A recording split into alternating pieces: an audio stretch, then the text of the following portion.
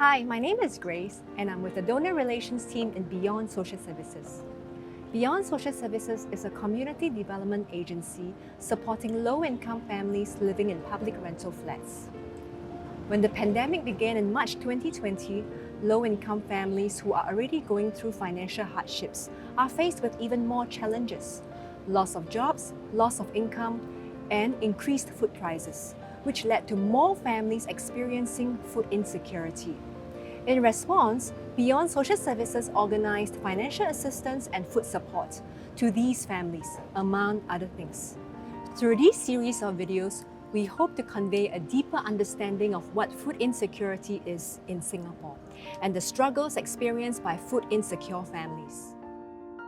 Steph is a researcher and has spent nearly 12 months working on a food insecurity report. She and her team have discovered surprising details.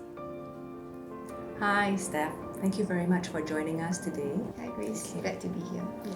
So to begin with, can you tell us what is food insecurity? Food insecurity is when people are not able to access nutritionally adequate and safe food and are not able to access it in socially acceptable ways. And in a context like Singapore, which is an advanced economy, begging, scavenging, relying on charitable food aid is not a socially acceptable way of acquiring food on a regular basis. Could you tell us more about your report?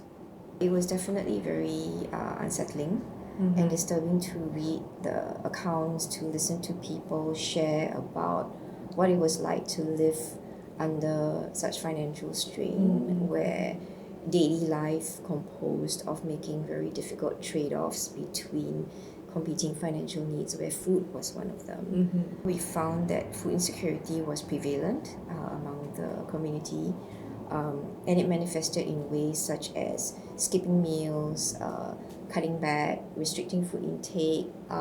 Parental buffering was very prevalent.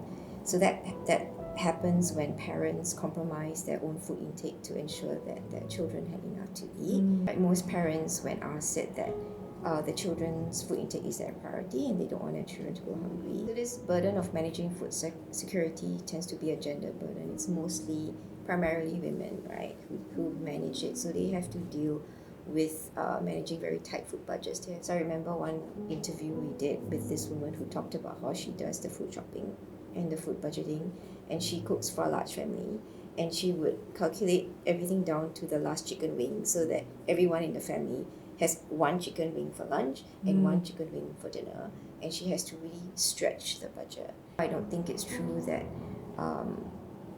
persons are not financially literate, that we should. It's really, the problem is that there just isn't enough money to purchase adequate food for the household. A lot of public health campaigns emphasize a need for health literacy, or to encourage people from low-income households to make healthier choices.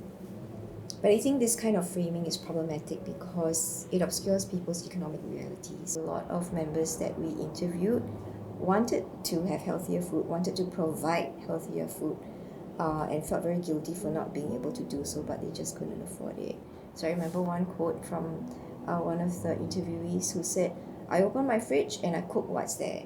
I don't have time to think about nutrition because I'm not from a rich family." I actually read in your report that food aid has made food insecurity tolerable. I thought that was a rather interesting perspective.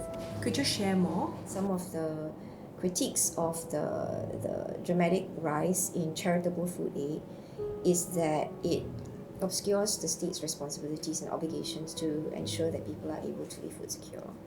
And the fact that charitable food aid organizations come in to fill that role makes that poverty tolerable for a lot of people. They kind of get by because so many food charities are stepping in to provide food.